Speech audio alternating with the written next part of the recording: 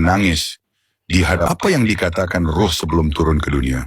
Sebelum kau menangis di dunia, kau pernah menangis di hadapan Allah, di alam gaib.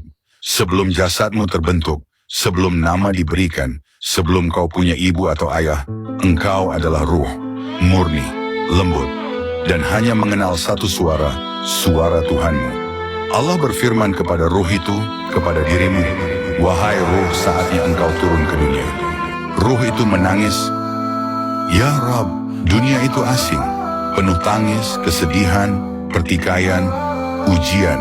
Biarkan aku tetap di sisimu, ya Allah. Lalu Allah menjawab dengan kasih sayangnya, wahai ruh, engkau akan aku titipkan dalam rahim seorang ibu yang telah kupilih untukmu. Di sana kau akan tumbuh, menangis dan belajar mencintaiku kembali.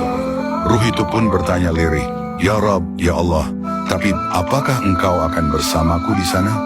Dan Allah menjawab, aku lebih dekat dari urat lehermu. Jika engkau rindu, sujudlah. Jika engkau takut, panggil namaku. Aku akan selalu ada, meski dunia membuatmu lupa. Kemudian ruh itu berkata pelan, jika suatu hari aku terjatuh, jika suatu hari aku terluka, jika suatu hari aku melupakanmu, akankah engkau tetap mencintaiku, ya Allah? Dan Allah pun berfirman, cintaku tidak tergantung ingatanmu. Aku mencintaimu, bahkan saat engkau menjauh. Ruh itu pun diam, menangis, lalu turun ke rahim ibunya, dan kelak lahir sebagai dirimu, yang hari ini mendengar kisah ini, dan mungkin mulai mengingat. Dan ingatlah, ketika Tuhanmu mengeluarkan keturunan anak-anak Adam dari sulbi mereka, dan Allah mengambil kesaksian terhadap jiwa mereka. Bukankah aku ini Tuhanmu? Mereka menjawab, betul, engkau Tuhan kami. Kami menjadi saksi. Al-Quran Surat Al-A'raf 172. Mungkin kau telah jauh dari Tuhanmu, tapi tidak ada kata terlambat untuk pulang. Ruh itu dulu menangis, bukan karena takut turun, tapi karena takut melupakan siapa Tuhannya. Kini, kau sudah tahu, kembalilah. Sebelum ruh itu dipanggil pulang selamanya. Apa yang dikatakan ruh sebelum turun ke dunia? Sebelum kau menangis di dunia, kau pernah menangis di hadapan Allah, di alam gaib.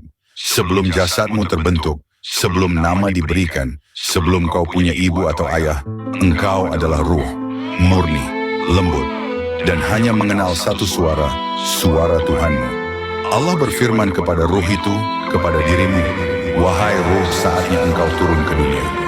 Ruh itu menangis, ya Rabb, dunia itu asing, penuh tangis, kesedihan, pertikaian, ujian.